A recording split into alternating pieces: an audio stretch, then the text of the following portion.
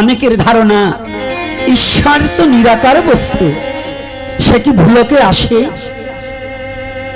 আর ঈশ্বর সর্বশক্তিমান, সে কখনো এই জগতে আসতে পারে না।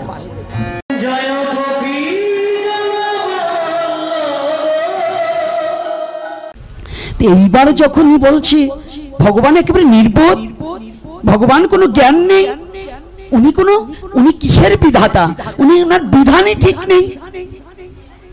হাঁটছে বাবা, কিছু দূর যেতে না যেতে চৈত্র মাসের রৌদ্র তো খুব প্রখর তাপ, প্রখর তাপ। তো তাপের মধ্যে হাঁটতে হাঁটতে এইদিকে দেখতে পায় যে একটা লাউ গাছে প্রায় 10-12 কিলো ওজনের একটা লাউ, কিন্তু সে একটা লাঠির উপর দাঁড়িয়ে আছে, মানে অন্যরূপে ভর করে দাঁড়িয়ে আছে। এইবার আরো খেপছে।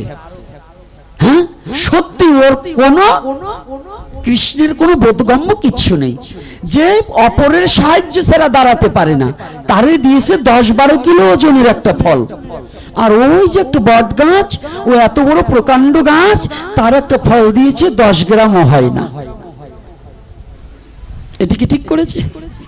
এই নির্বোধে ভগবানকে যদি পেতাম না, একবার বুঝিয়ে দিতাম তোকে সৃষ্টি করতে কে বলেছে। এইবার হাঁটতে হাঁটতে ক্লান্ত হয়ে গেছে।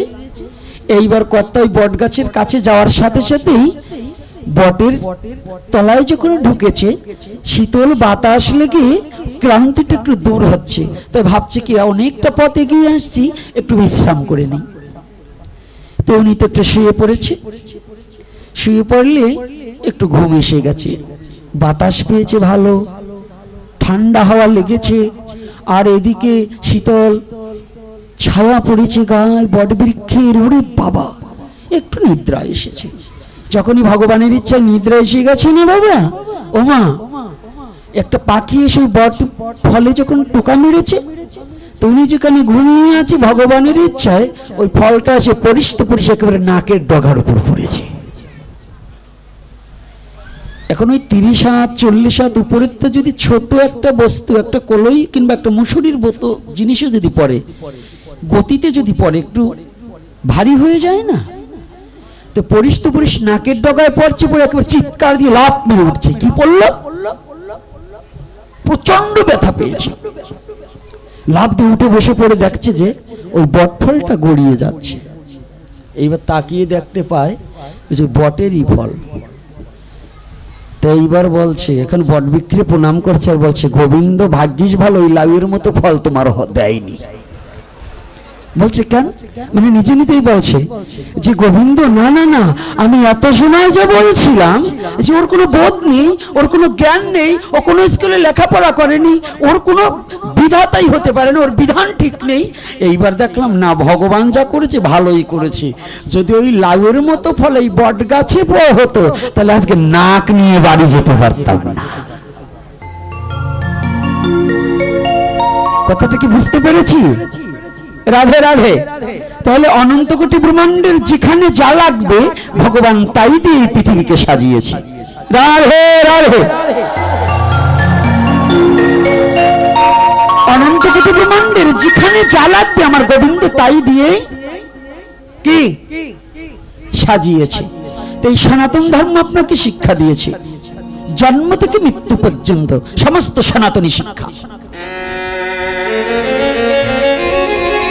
আমার ভগবান কৃষ্ণ যতবার পৃথিবীতে এসেছেন, প্রতিটা জীবের জন্য, তার ভক্তের জন্য ভগবান গোলককে পরিত্যাগ করে ভুলকে এসে তার ভক্তকে রক্ষা করবার নিমিত্তে ছুটে এসেছে।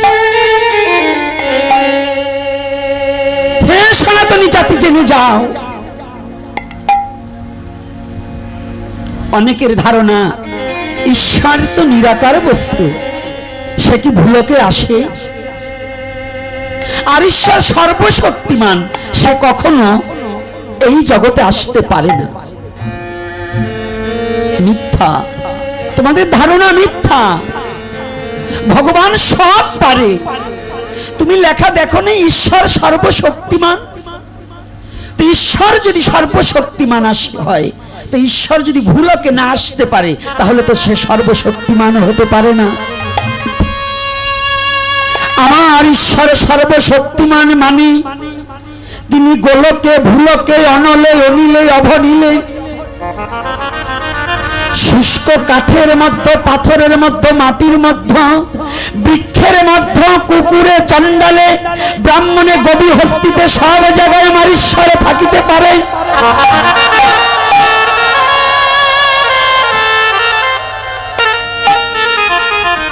এটাই সনাতনীদের আত্মবিশ্বাস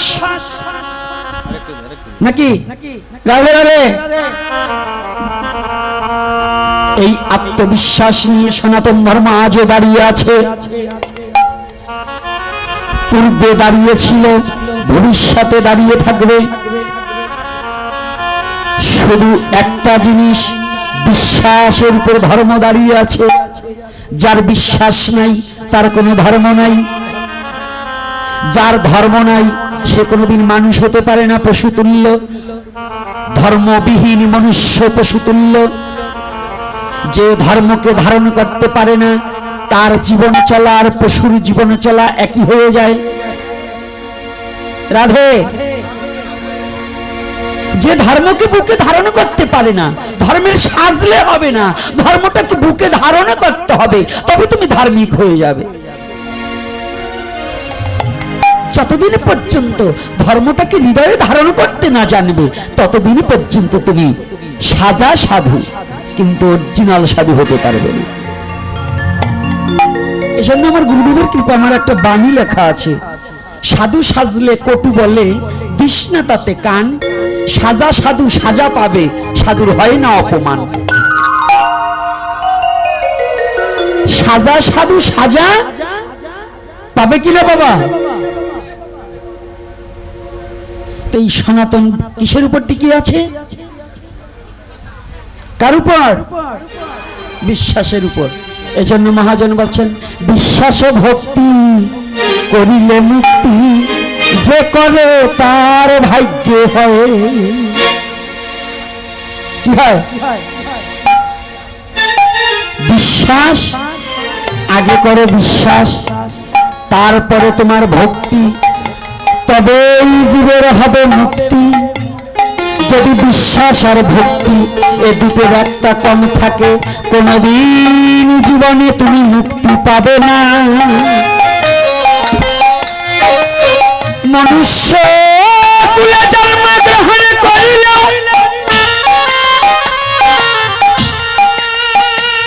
তোমার মধ্যে এ দুটি জিনিস না থাকিলে তুমি কোনদিন মানুষ হতে পারবে না। জ্ঞানী হতে পারবে, তার্কিক হতে পারবে, শিক্ষিত হতে পারবে, ভদ্রলোক হতে পারবে, ভদ্র মানুষ হতে পারবে না। রাধে। ভদ্রলোক আর মানুষকে, ভদ্র মানুষ কিন্তু এক নয়। টাকা থাকলে ভদ্রলোক হওয়া যায়, শিক্ষিত টাই পড়লে ভদ্রলোক হওয়া যায়, কিন্তু ভদ্র মানুষ হওয়া যায় না। ভদ্র মানুষ হতে হলে এই সনাতনের আশ্রয় নিতে হবে।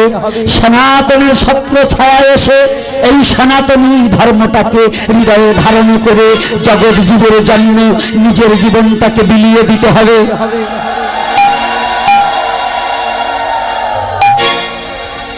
কে বলেছে? কর্মবীর সন্ন্যাসী স্বামী বিবেকানন্দ। তিনি বলছেন, তুমি শুধু ঈশ্বরকে খুঁজে বেড়াচ্ছ মঠ মন্দিরে। সনাতন ধর্মের দর্শনটা কেমন একটু জেনে যান। এই যে আমাদের বৈষ্ণব সমাজ,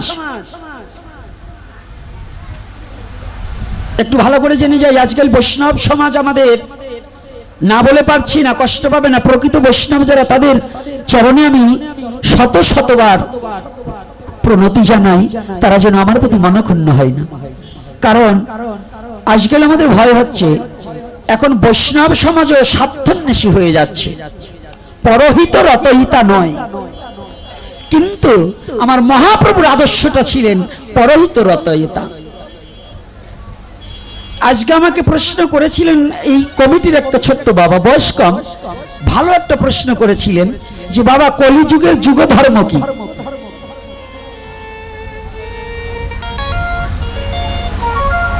কলিযুগের যুগ ধর্ম কি? যুগ ধর্ম প্রবর্তনম, এটা অন্য কোনো ধর্ম নয়, সনাতন ধর্ম। এই সনাতন ধর্মটাকে 4টা যুগে বিভক্ত করা হয়েছে। এই 4টা যুগের এটা হচ্ছে কনিষ্ঠ যুগ। বড় হয়েছে সত্য, মেজো হয়েছে কে?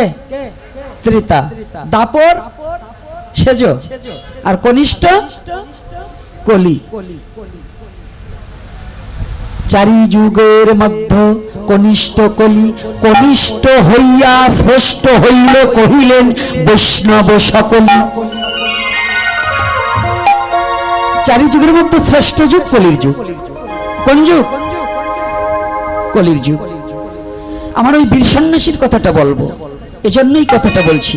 যুগ ধর্ম কি এটা আলোচ্য বিষয় থাকবে, কিন্তু এই যে আমার বীর সন্ন্যাসীকে এ বললেন মঠ মন্দিরে গিয়ে শুধু হরিকে খুঁজলে হরিকে পাবে না, তা কোথায়? বহুরূপে স্বর্ণমুখে তোমার তাহা সারি কোথা খুঁজিছ ঈশ্বর, জীবে প্রেম করে যেই জন সেই জন সেবিছে ঈশ্বর। রাধে রাধে। কথাটা কিন্তু ভালো করে জানতে হবে, শুধু জানলে হবে না, মানতে হবে। জানার মানা কিন্তু এক নয়। কি এক বাবা? জানার মানা কি এক? আগে জানবো পরে মানবো, আগে জানবো পরে মানবো। আজকে আমি দেখছি অনেক যুবক বাবারা ছুটে এসেছে, তা আজকের আলোচনাটা যুবকদের উপরই বেশি করব,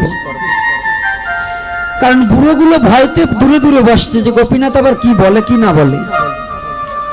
এই জন্য যারা যুবক, আর আসলে তো প্রয়োজন, ধর্ম তো যুবকের জন্য, বৃদ্ধদের জন্য ধর্ম নয়, বৃদ্ধের জন্য শুধু হই না। রাধে রাধে। গীতা ভাগবত যাহা পুরাণ, জৈবনেই প্রয়োজন। বৃদ্ধকালে শুধু মহাপ্রভুর হরিনাম, এটা ভিন্ন, আর এ যুগে অন্য কিছু প্রয়োজন নেই।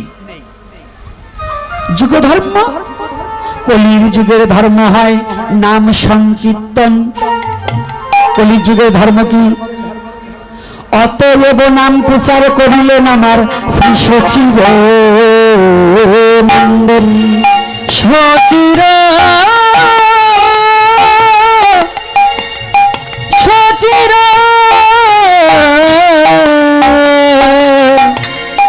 সচির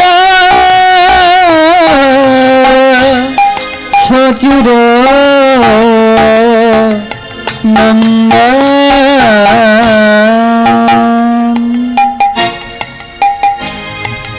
সনাতন ধর্মের প্রত্যেকটা দার্শনিক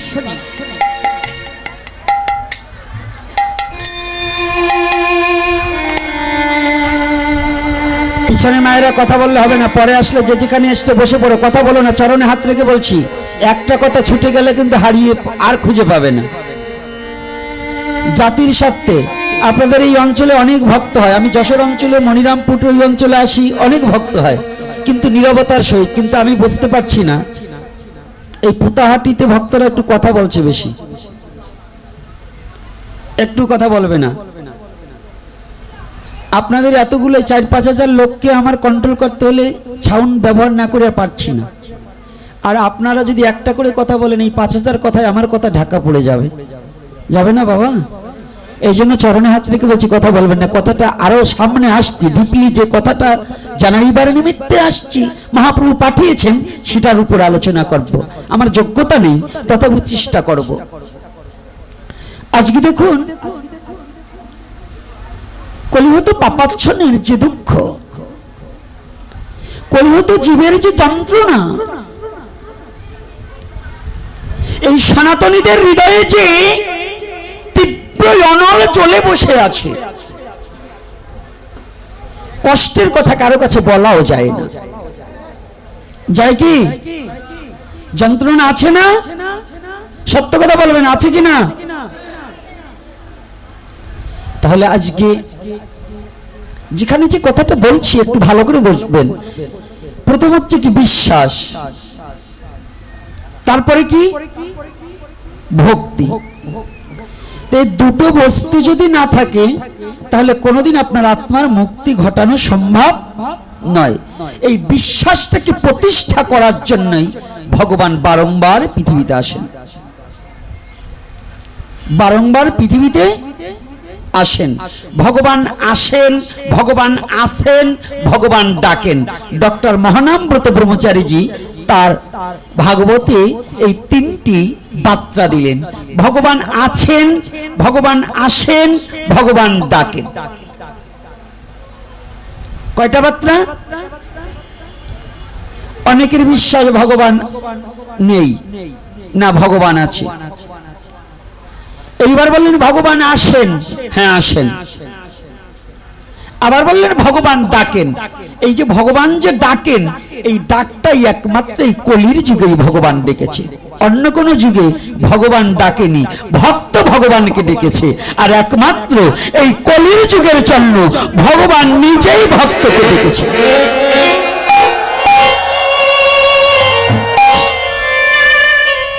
এজন্য এই কলির যুগ হচ্ছে শ্রেষ্ঠ যুগ।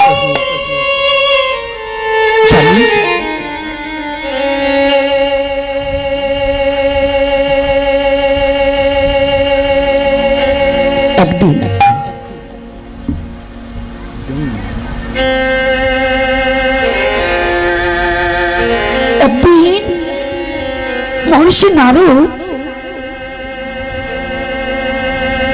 পরম পিতা পরমেশ্বর ভগবান শ্রীকৃষ্ণের নিকটে, ভগবান যেন দ্বারকায় বসে, অট্টালিকার উপরে বসে, রাজা হয়ে রাজমন্ত্রী সমস্ত রাজখাদ্য রাজ প্রাসাদে বসে একাকী নিরজনে বসে বসে ভগবান কৃষ্ণ কাঁদছে। শুধু ভক্তজন, ওমা একটু কথাটাকে একটু হৃদয় মাঝে একটু অনুভূতির জগতে নিতে হবে। যার জন্য অনন্ত কোটি ব্রহ্মাণ্ড কাঁদে, যাকে যুগী পায় না যোগ সাধনী, যাকে ব্রহ্মা পায় না ব্রহ্মজ্ঞানী, আমার সেই ভগবান আজ কি অভাবে কাঁদছে, যার জন্য জগৎ কাঁদে, আজ সেই ভগবান কাঁদছে।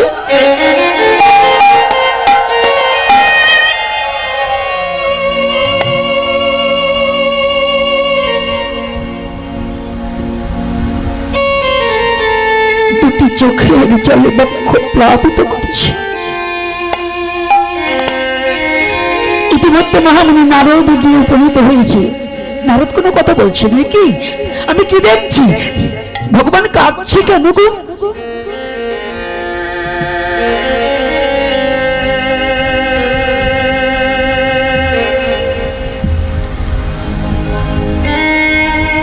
নারদ চুপ করে দাঁড়িয়েছে। হঠাৎ করে ভগবান দেখতে পায় নারদ। ভগবান বলছে, নারদ বইস। নারদ বলছে, না না প্রভু, আমি বসবো না।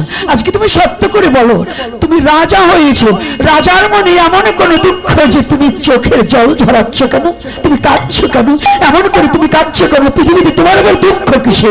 তুমি দুঃখ হারা মধুসূদন, জগৎ জীবের দুঃখকে তুমি হরণ করো, আর তুমি কাঁদছো, তোমার দুঃখটা কি?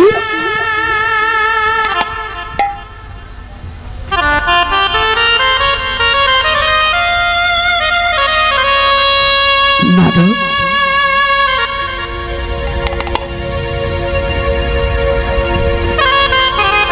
আমার দুঃখ কি? আমি কাঁদছি কেন?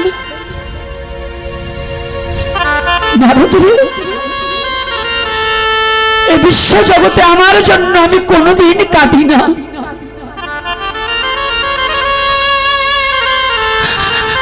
আজ না আমার বড় মনে পড়ছে ব্রজের কথা, ব্রজের সেই কাঙালিনীদের কথা যারা কৃষ্ণ বিনে কিছু জানে না।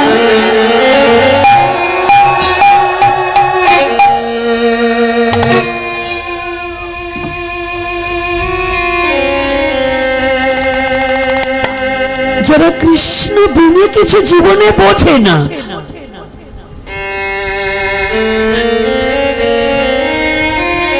আমার মন বলছে কি জানো না রোদ, যেদিন হতে আমি এই ব্রজকে পরিত্যাগ করে এসেছি সেদিন হতে বুঝিয়া যাই ব্রজ কাঙালি নিগণ ওই কৃষ্ণ হারা হয়ে আজ বোধহয় আমার আশা পথ চেয়ে বসে আছে।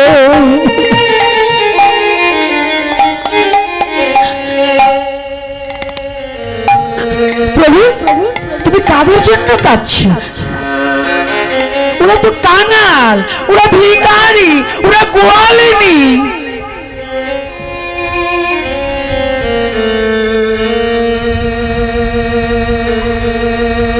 ওদের জন্য তুমি কাঁদছো? নারদ, তুমি কাদের কাঙাল বলছো, কাদের ভিখারি বলছো?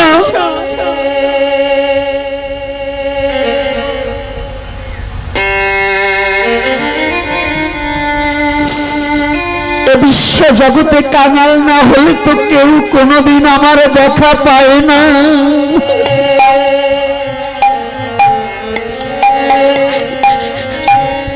তুমি যাদের কাঙাল বলেছ সবার কাছে কাঙাল হলে আমি ওদের কাছে কাঙাল হয়ে গেছি। ওরা যে আমার কাছে বড় ধনী।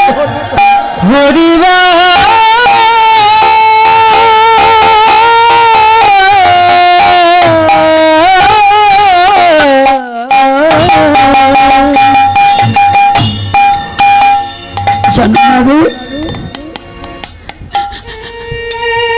এই বিশ্ব জগতের মাঝে যদি কেউ কৃষ্ণ কাঙাল হয় না, যদি কেউ কৃষ্ণ কাঙাল হতে পারে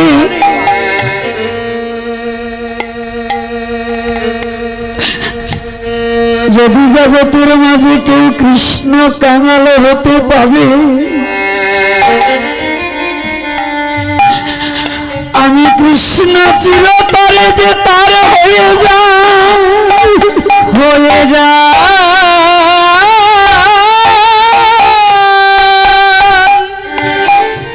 আমি কৃষ্ণ কাঙালের চরণের দাস হয়ে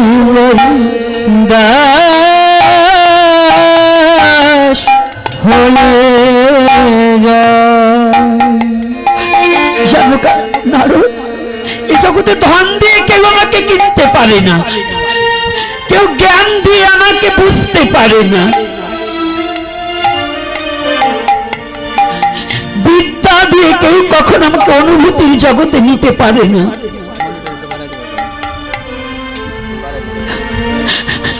জানো নারদ, এই জগতে শুধু আমি তার কাছে ধরা পড়ে যাই, তার কাছে যাই। কার কাছে জানো? জগতে যে যাবে কৃষ্ণ বলে কেঁদে আমি তার হয়ে যাই। ভগবান কার হয়? কৃষ্ণ কাঙালের হয়। ভগবান ধনীর মানের নয়, কুলের গৌরব যার আছে তার নয়। আসার সাথে সাথে বাড়িতে ঢোকার পরে আমার এই কমিটির বাবারা বলেছে, বাবা আমাদের মধ্যে যে এই যে বর্ণ বিবাদ আর এই যে বড় জাত ছোট জাত, এর দুটো কথা আজকে আলোচনা করবে। ও বাবা জেনে রেখো,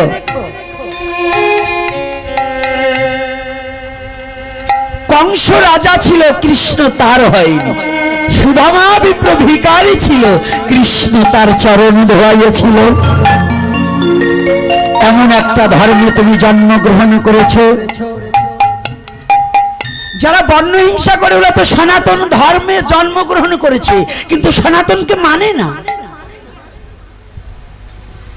আজকে জেনে যাও, যারা বর্ণ হিংসা করে, যারা বলে আমি সাহা, আমি কুণ্ড, আমি ব্রাহ্মণ, আমি বৈষ্ণব, আমি ক্ষত্রিয়, এগুলো একটাও কিন্তু সনাতনী নয়, এগুলো হিংসুক। আর যাদের মনে বর্ণ হিংসা, জাতি হিংসা আছে, এগুলো হচ্ছে পশুর মতো। বনের পশু দেখেছো না?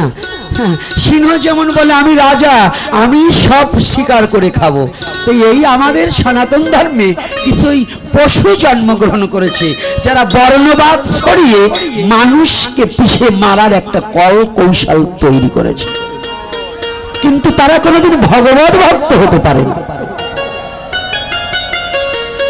তারা কোনোদিন ভগবত ভক্ত হতে পারে না। ভগবত ভক্তের কোনো উঁচু নিচু থাকে না। ভগবত ভক্ত একমাত্র কৃষ্ণ বিনে আর কিছু জানে না। যেদিকে হরি সেদিকে হরি, সে হরি ভিন্ন আর কিছু জগতে দর্শন করে না। কি বলছে? ব্রাহ্মণ কুলে জন্ম নিলে ব্রাহ্মণ, বৈষ্ণবের ঘরে জন্ম নিলে বৈষ্ণব। আরে বাবা না, রাবণার কুম্ভকর্ণ, রাবণার বিভীষণ কুম্ভকর্ণ একই পিতার, কিন্তু ভক্তি রাজ্যে কিন্তু আলাদা ছিল গো, আলাদা ছিল। কুলে জন্মগ্রহণ করলেই ভক্ত হয় না গো। মুচির ছেলে রুহিদাস সে পরম বৈষ্ণব হয়নি বাবা। আবার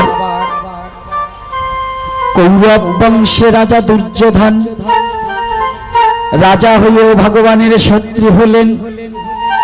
আর মুচির ছেলে রুহিদাস, যার বাড়িতে যাকে সেবা করালে ভগবান সন্তুষ্ট হলেন, যাকে সেবা করাতে অর্জুনকে সাক্ষাৎ ভগবান নির্দেশ দিলেন। এটার নাম সনাতন ধর্ম। দুইখানা বই পড়ে বুঝতে পারবা না, এটা সাধনা করে বুঝতে হবে যে ভগবান কার।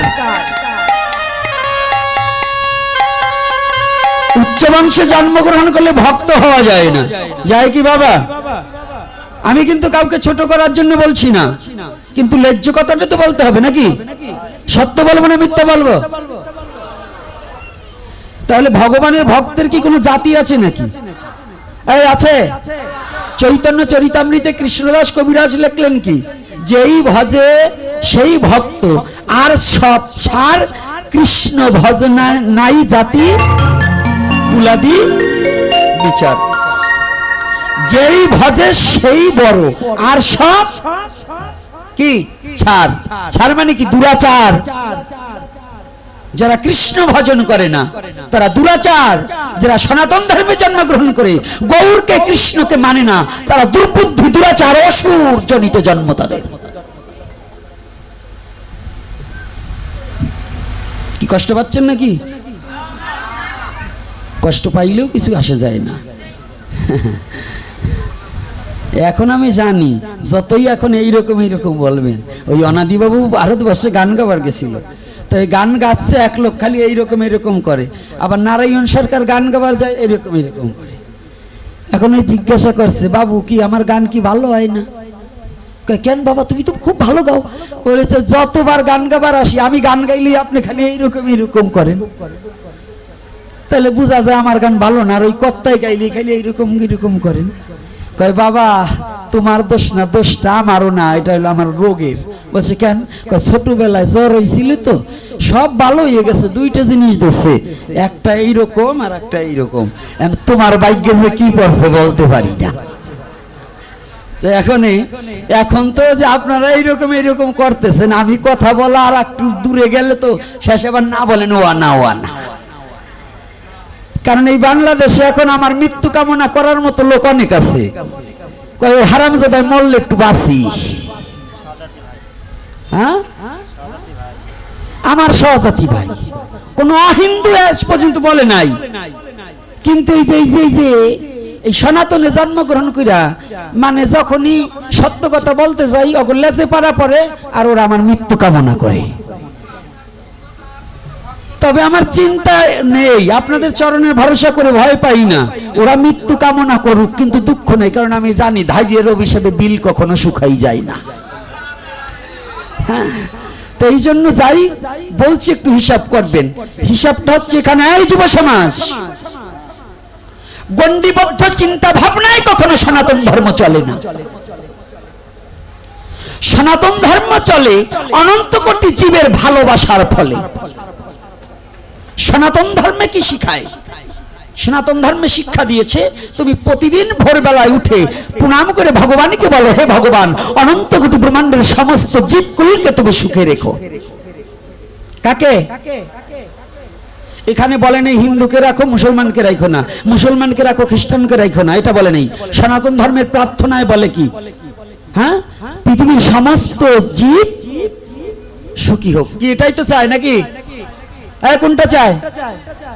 কি বাবারা, কোনটা চায়?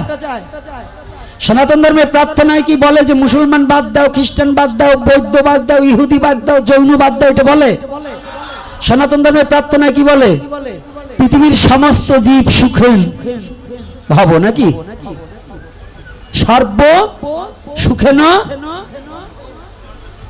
বাবা বাবা, তাই তো গীতা পাঠ করে বাবা, গৌর হরি বল। তাহলে এই যে শ্লোকখানা কেন বলছেন? ইনি কি নিজের একার কথা প্রার্থনা করেছে? করেছে। তাহলে উদারতার ধর্ম একটাই সনাতন, যে সবাইকে ভালোবাসতে জানে। রাধে। উদারতার ধর্ম একটাই সনাতন, সেটা পৃথিবীর সবাইকে ভালোবাসতে জানে। মানুষ, পশু পাখি, কীট পতঙ্গ সবাইকে ভালোবাসতে শিখায়। তার নাম কি? সেই ধর্মের নাম কি? মুখে বলেন না, অন্তর থেকে মানেন? বুঝছেন? কিন্তু জালায় পড়বে না, একটু পরে। হ্যাঁ, মাছ ধরতে হলে জাল কাছিয়ে না আনলে তো ধরা যাবে না। এই এখন যে হাত উঠতে করবেন না, একটু পরে যেন মাথা নিচে না করে। কারণ আমি জানি, এর কারণ হচ্ছে এখন বলছি যে সনাতন ধর্ম উদারতার ধর্ম। তো উদারতা হলে পরে আপনার বাড়ির পাশে ঋষি থাকলে এক থালায় বসে খাবেন না তো? হ্যাঁ, বুঝছেন? মেথর নিয়ে খাবেন না তো? বাহ বাহ বাহ। ওই ভক্ত হইল পরে, আগে আমি সনাতনী। বিভক্ত পরে করবানে, আগে সনাতনী। আগে কি কথা? কিন্তু আগে ভালো করে ফলো করতে হবে।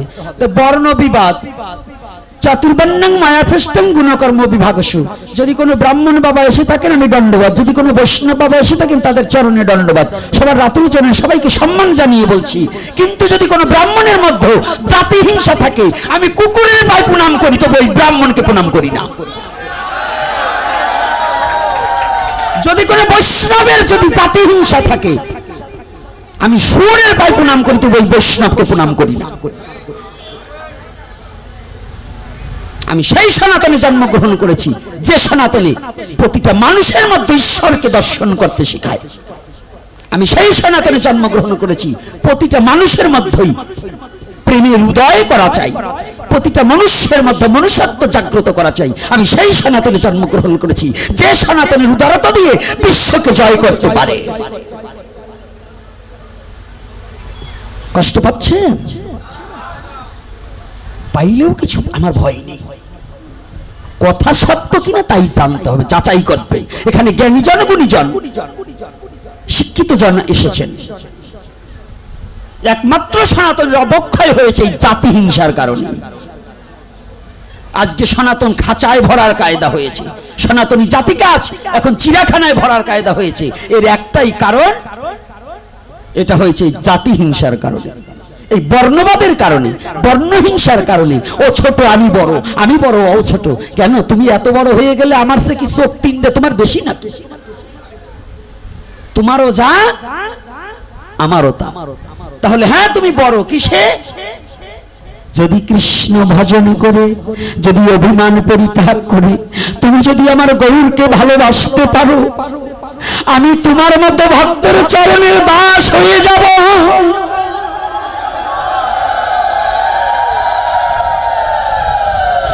যত সময় পর্যন্ত তোমার কুলের হিংসা থাকবে, তত সময় পর্যন্ত তোমার চরণে আমি মাথা নত করিব না। কিন্তু যখন তোমার জাতির হিংসা, কুলের হিংসা, বর্ণের হিংসা, বিদ্যার হিংসা, ধনের হিংসা, এগুলো যখন দূরীভূত হয়ে যাবে, ভগবানও, আমি সেই ধর্মে জন্মগ্রহণ করেছি যে ধর্মের ভগবান শুধু পূজা নেয় না, পূজা দিতেও জানে। তার প্রমাণ